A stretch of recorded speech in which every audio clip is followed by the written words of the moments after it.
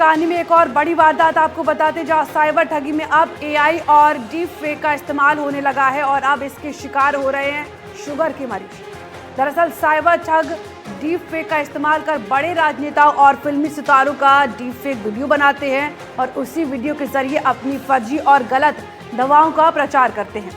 Cyber fraud के नए जाल में फंसने से आप कैसे बच सकते हैं, हमारी इस रिपोर्ट में देखते हैं।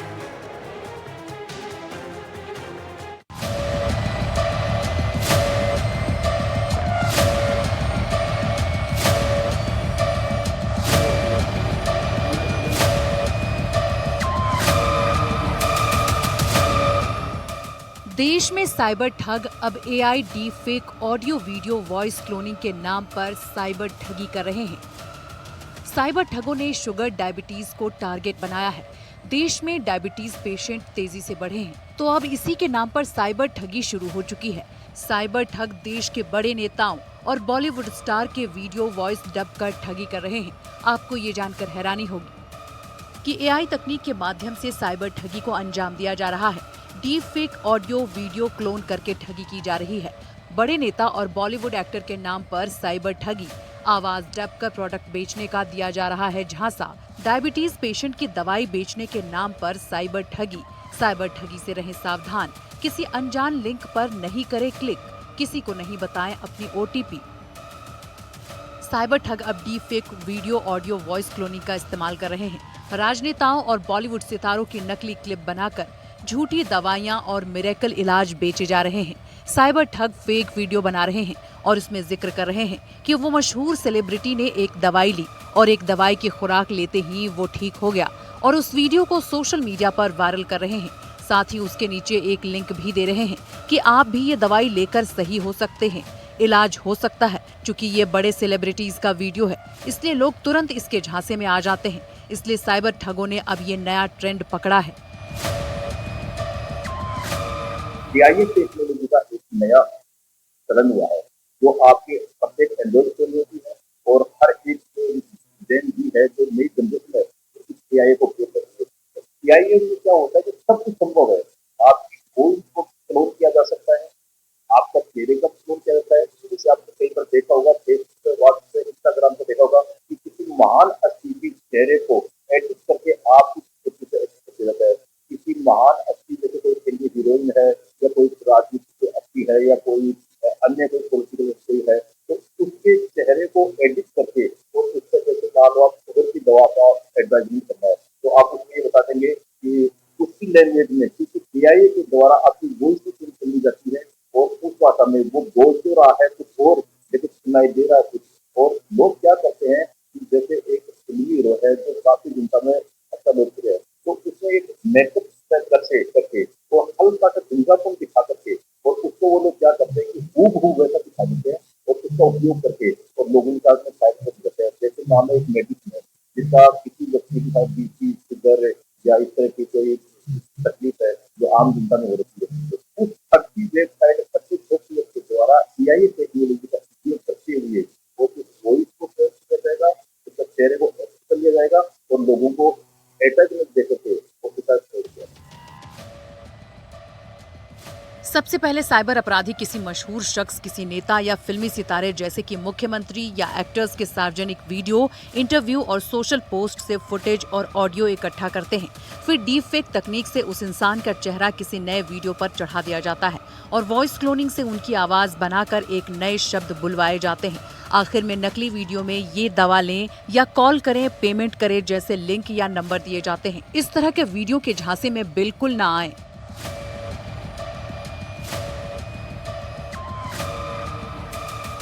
तो देश में ये एक नया ट्रेंड चला है।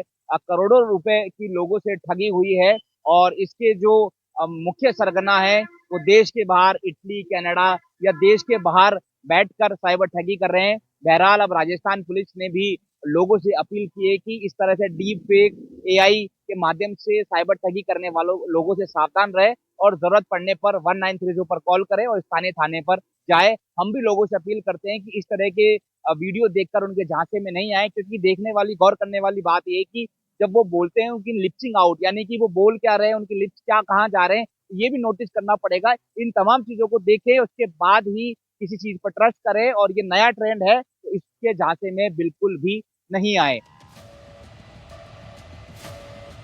देश भर में एक नया साइबर घोटाला तेजी से फैलता जा रहा है, जिसमें ठग कई राज्यों के सीएम, बॉलीवुड एक्टर जैसे कि अक्षय कुमार, हेमा मालिनी जैसी हस्तियों के असली वीडियो लेकर एआई डीप फेक टेक्नोलॉजी और वॉइस क्लोनिंग सॉफ्टवेयर का इस्तेमाल कर उनकी नकली आवाज जोड़ देते हैं और इन फर्जी वीडियो में सेलिब्रिटी नकली दवाइयों जैसे कि diabetes control capsule, sugar free guarantee जैसे बेकार उत्पादों का प्रचार करते हैं।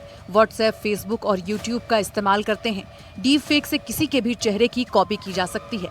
वायरल वीडियो में लिप सिंक से वास्तविकता का आभास होता है। एआई के जरिए सेलिब्रिटी के आवाज की कॉपी की जाती है।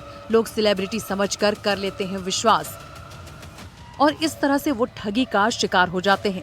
ऐसे में डीप फेक वीडियो की पहचान करना आना भी बेहद महत्वपूर्ण है। कुछ तरीके हैं जिसे गौर कर आप किसी एआई से बनी वीडियो की पहचान कर सकते हैं। वीडियो में होठों की हरकत अजीब दिखना, आवाज का टूट टूट कर निकलना, वॉइस में ब्रेक से असली आवाज की पहचान आप कर सकते हैं। चेहरे पर आर्टिफिशियल धुंधलापन दिखाई पड़ता है। वीडियो किसी सेलिब्रिटी के आधिकारिक चैनल पर नहीं होते। ये फ्रॉड लोगों को लिंक भेजकर तुरंत उस पर पैसे भेजने का दबाव बनाने लगते हैं और सबसे बड़ी पहचान ये कि वीडियो किसी भी सेलिब्रिटी के आधिकारिक चैनल पर नहीं होते हैं। इसलिए कभी अगर संदेह हो तो सेलिब्रिटीज के आधिकारिक चैनल पर जाकर इसे वेरीफाई कर सकते हैं। साथ ही ये फ्रॉड इसमें तुरंत व्हाट्सएप नंबर या प्राइवेट लिंक पर पैसे भेजने का दबाव देने लगते हैं। व्हाट्सएप, फेसबुक और यूट्यूब पर वायरल होने वाले इन वीडियो में आप लिप्स की, होठों की हरकत और आवाज़ में बारीक बेमेल मिलेगा जो कि आपको मैच नहीं करेगा लिपसिंग के अंदर। चेहरे पर अक्सर धुंधलापन साइडों में दिखने को मिलेगा और सबसे बड़ी पहचान कि ये वीडियो किसी भी सेलिब्रिटीज के ऑफिशियल पेज, प्रोफाइल और चैनल पर नहीं होते हैं। साथ ही इनमें तुरंत व्हाट्सएप नंबर या प्राइवेट लिंक जो कि एक वेबसाइट की होती है उन पर पैसे भेजने का आपको दबाव बनाया जाता है, जिसमें कि आपको बताया जाता है कि अभी फिलहाल सेल चल रही है, सेल के अंदर आपको 40% तक का भी डिस्काउंट बताया जाता है और आप उस समय एक ऑर्डर प्लेस कर देते हैं। उसके बाद ऑर्डर आप करने के बाद पेमेंट कर लेते हैं। पेमेंट के बाद में आपको कोई प्रोडक्ट नहीं आता है। अगर आप COD, कैश ऑन डिलीवरी करते हैं तो आपको कोई प्रोडक्ट भी आता है, वह एक घटिया प्रोडक्ट आता है। सोशल मीडिया पर आई इस तरह की किसी भी वीडियो पर यकीन न करें। ऐसे वीडियो पूरी तरह से फेक होते हैं। कोई भी बड़ा सेलिब्रिटी या बड़ा नेता इस तरह के किसी प्रोडक्ट बेचने की मार्केटिंग नहीं करते हैं। ऐसे साइबर ठगों से सावधान रहें।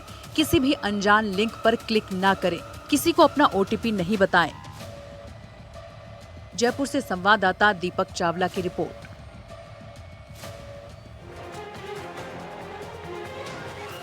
हथकड़ी में जुल्म की एक और वारदात आपको बताते, जहां प्रदेश में लोग चोरी की वारदातों से परेशान हो चुके हैं, तो चोरी का एक और मामला अजमेर से सामने आया है, जहां पर एक बुजुर्ग परिवार की जीवन की कमाई लुट गई। चोरों ने एक सूने मकान को अपना निशाना बनाया और उस घर में 2 करोड़ 80 लाख की चोरी की वारदात को अंजाम दिया, जिसमें सोने चांदी के गहने, बर्तन और कैश भी शामिल हैं। चोरी कर लिए गए हैं। ये रिपोर्ट देखिए।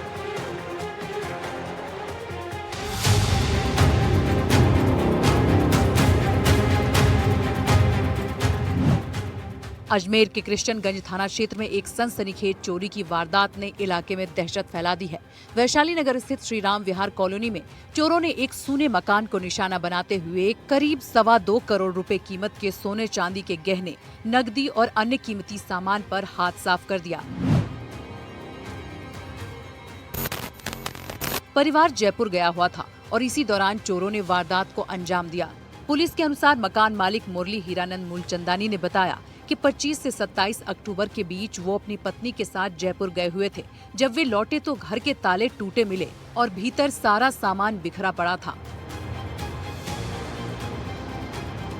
27/10/2025 को मुरली हीरानंद मूलचंदानी ने उपस्थित थाना होकर रिपोर्ट पेश की कि मेरे घर पर चोरी हो गई। मैं दिनांक 25/10/2025 को मेरे रिश्तेदार में कोई प्रोग्राम था जयपुर, तो मैं जयपुर चला गया। पीछे से मेरे घर में चोरी हो गई। मैं 26 तारीख को 27 तारीख को रात को 1:30 बजे यहाँ आया तो मेरे घर के अंदर पीछे वाला ताले टूटे हुए थे, जिसमें मेरे घर में चोरी हो गई। आदि पर मुकदमा दर्ज कर अनुसंधान जारी है। घटना के तुरंत बाद पुलिस ने मौके पर पहुंचकर आसपास के इलाकों की घेराबंदी की और फॉरेंसिक टीम को जांच के लिए बुलाया। कृष्णगंज थाने के एएसआई तेजाराम ने बताया कि पुलिस अब तक आसपास लगे सीसीटीवी कैमरों की फुटेज खंगाल रही है ताकि आरोपियों की पहचान की जा सके। शुरुआती जांच में पुलिस को कुछ संदिग्ध लोगों की गतिविधियां नजर आई हैं, जो घटना से एक दिन पहले उसी इलाके में देखे गए थे। माना जा रहा है कि चोरों ने पहले घर की रेकी की और फिर मौका पाकर वारदात को अंजाम दिया। घर से 2 करोड़ 80 लाख रुपए की चोरी, diamond set, 12 chain, 13 diamond rings, 14 सोने की चूड़ियां, 30 चांदी के सिक्के, 6 सिल्वर का गिलास, 25,000 रुपए नगद कैश की चोरी हुई है। पुलिस ने मामला दर्ज कर जांच तेज कर दी है। शहर में लगातार बढ़ रही चोरी की वारदातों के बीच इस घटना ने पुलिस गश्त और कॉलोनी सुरक्षा व्यवस्था पर सवाल खड़े कर दिए हैं। स्थानीय लोगों का कहना है कि क्षेत्र में कई मकान ऐसे हैं जो अक्सर सूने रहते हैं, जिससे चोरों को मौका मिल जाता है। पुलिस ने अब इस क्षेत्र में रात के समय गश्त बढ़ाने, संदिग्ध व्यक्तियों पर नजर रखने और सीसीटीवी कैमरों की संख्या बढ़ाने के निर्देश दिए हैं। फिलहाल पुलिस की टीम आरोपियों की तलाश में संभावित ठिकानों पर दबिश दे रही है। अजमेर के कृष्णगंज थाना क्षेत्र में हुई बड़ी चोरी में पुलिस को दी गई रिपोर्ट के अनुसार मुरली हीरानंद मूलचंदानी के घर से करीब 2.25 करोड़ रुपए के सोने, चांदी, हीरे, गहने और नकदी चोरी हुई है। वहीं सबसे बड़ा सवाल, इतनी बड़ी रकम की ज्वेलरी और नकदी घर में छोड़कर दंपति शादी समारोह में शामिल होने चले गए और किसी भी आस पड़ोस के जानकार को यह सूचना नहीं दी कि वह पारिवारिक फंक्शन में बाहर जा रहे हैं और घर की देखभाल करना। वहीं दूसरी ओर पुलिस को भी सूचना नहीं दी गई। फिलहाल कृष्णगंज थाना पुलिस ने प्रकरण दर्ज कर लिया है और चोरों की तलाश शुरू कर दी है। एनडीटीवी राजस्थान अजमेर से पवन अटारिया। कोटपुतली में ऊंटों से भरे एक वाहन को जब्त कर लिया गया है। साथ ही इस मामले में आरोपी तस्कर को भी गिरफ्तार किया गया है। नेशनल हाईवे पर इस वाहन को गौरक्षकों ने पकड़ा और पुलिस के हवाले कर दिया। प्रदेश में पशु तस्करी पर लगाम लगाने की दिशा में पुलिस को अहम सफलता मिली है। ये रिपोर्ट देखिए।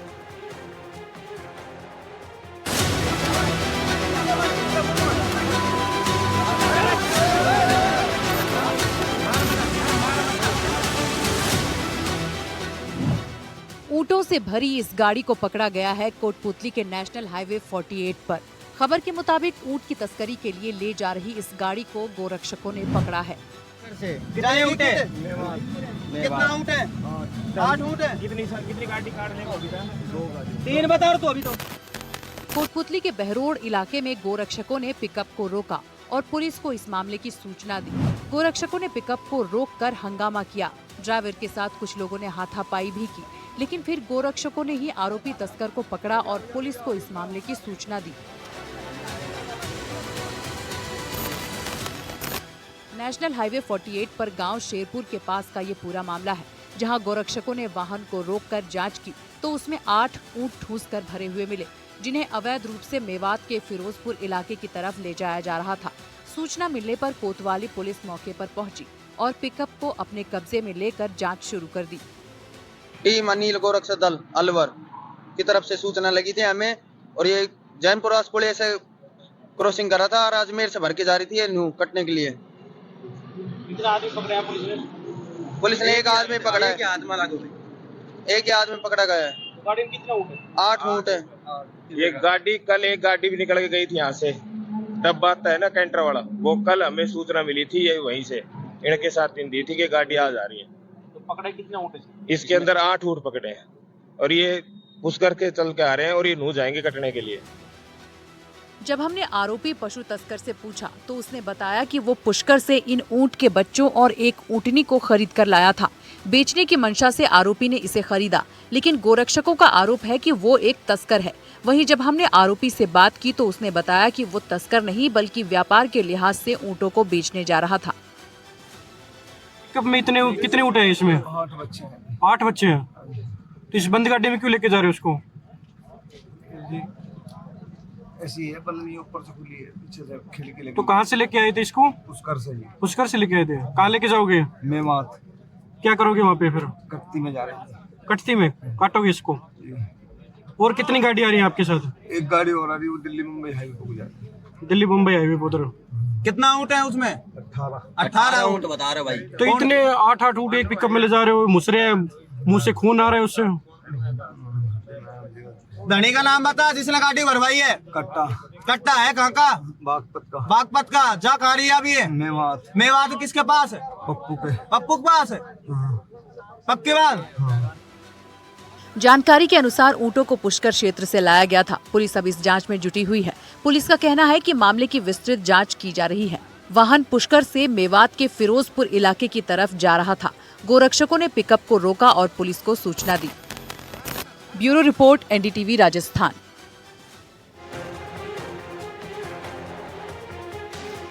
हथकड़ी में एक और जुर्म की वारदात आपको सुनाते हैं, जहां अजमेर की डुंगरिया कला गांव में एक मजदूर की हत्या से हड़कंप मच गया।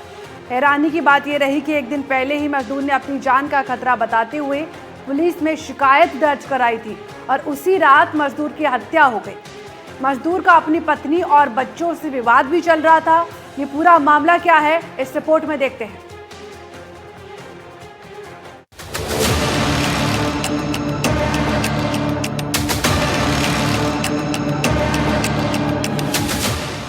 कुड़ेल पंचायत के डुंगरिया कला गांव में जिस मजदूर ने मंगलवार दिन में अपनी जान माल को खतरा बताते हुए पुलिस से सुरक्षा की गुहार लगाई थी, उसे ही रात में मौत के घाट उतार दिया गया।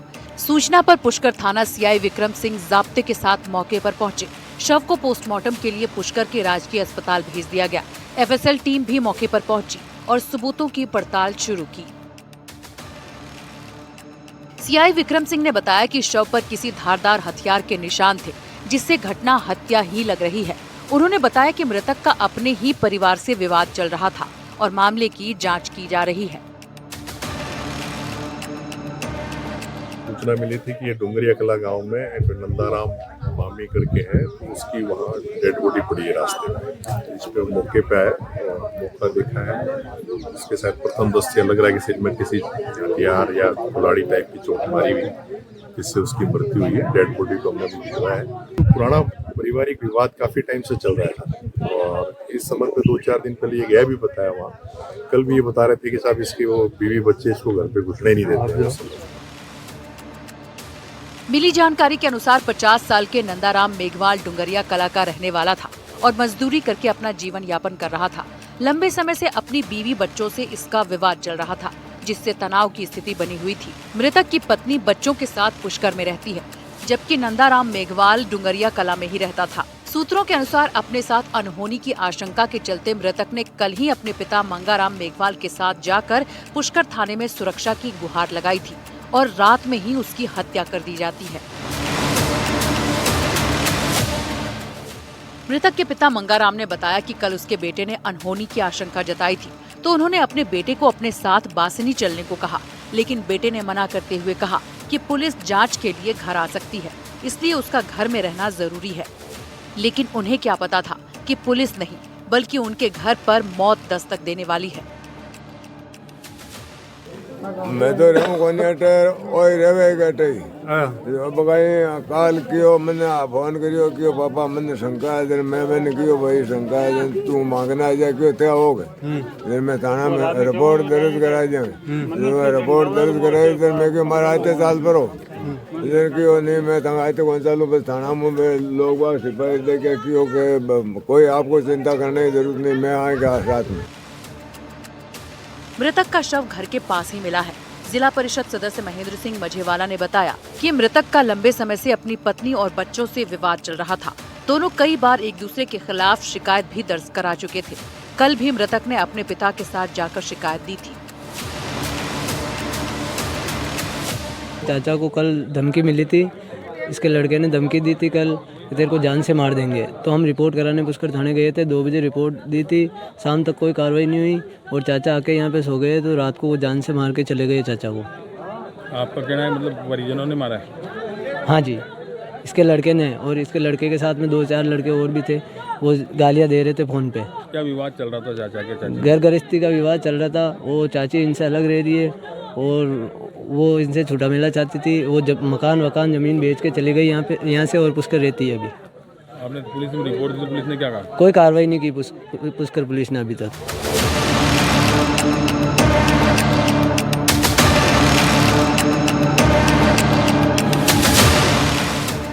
अजमेर से संवाददाता पवन अटारिया की रिपोर्ट।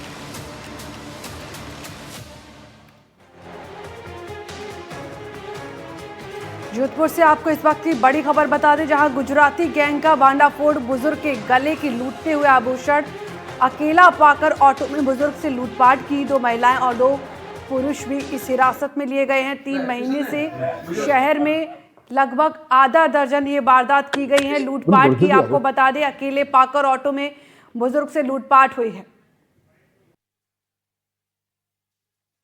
स्वीट के सामने जो आगे बैठा था वो आदमी पीछे आ गया, तो मैंने ऑब्जेक्शन किया था। मैंने कहा भाई 3 सवारी की है, चौथा को क्यों बिठा रहे हो? तो आगे पुलिस वाला है, इसलिए अब हमारे चालान कट जाएगा, इसलिए आप पीछे बैठो। और मारवाड़ी में बात कर रहा था, जो आगे बैठा था वो मारवाड़ी में बात कर रहा था।